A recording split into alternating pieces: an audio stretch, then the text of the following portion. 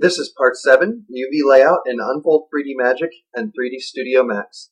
I'm Ben Mathis and my website is www.poopinmymouth.com. First thing I do is load in my OBJ into Unfold 3D and I define where I want my seams to be.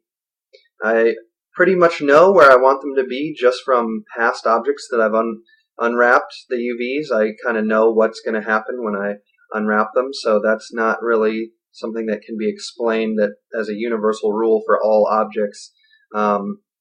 So each time I make a new seam on the left, I will then unfold it so that I can see the results on the right and see if I want to, change it up again and, add more seams so that there's more relaxing. So this is just slowly determining where I want them to be, checking it out on the left, or checking it out on the right to make sure that everything looks good.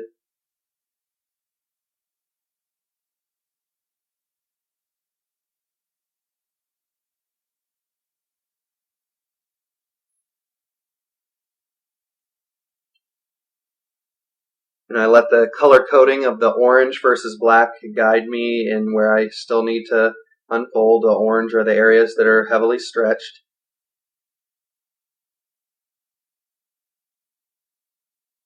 And sometimes it's easier to make my cuts in the right window versus the left window.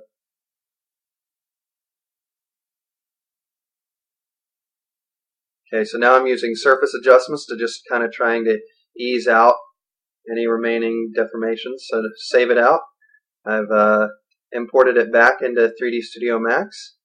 This is the version from Unfold. So now I have my UVs. I want to match them up. And I decided it was too hard to get them overlapped, so I just deleted those. I'll arrange them on this side and then clone it over. Yep, so there we go. So now they match UVs perfectly. And I want to make this easy to paint, so I'm going to make most of these edges perpendicular or parallel. And then some places I find that I don't quite like the way the UVs work, so I've made new cuts that were not the same as they were in Unfold 3D.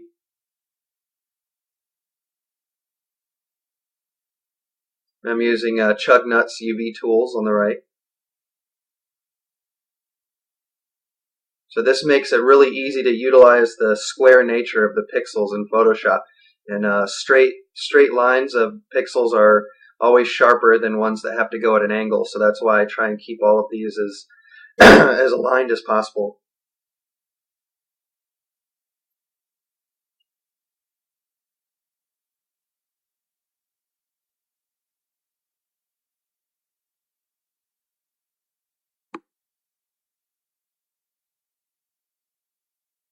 So each one of these, I normally am taking the one side and mirroring it over so that I just get more UV space since there's not much difference between the two different sides.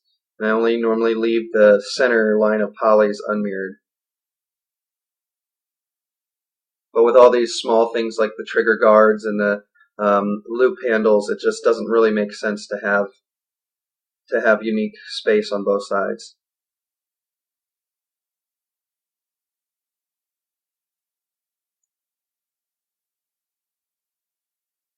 So now that I have all of my chunks laid out the way I want, I'm going to try and arrange them in the UV square. So I start with the largest ones first and then work my way down. And when it becomes obvious that I'm going to have lots of extra space, I scale them all up and start rearranging.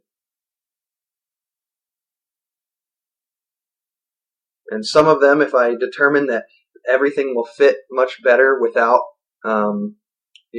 with a little bit of altering, I'll scale something in one direction just so everything can fit better. And it normally doesn't make much of a difference in terms of the stretching of the model, but it results in a lot more UV space for me to paint my texture.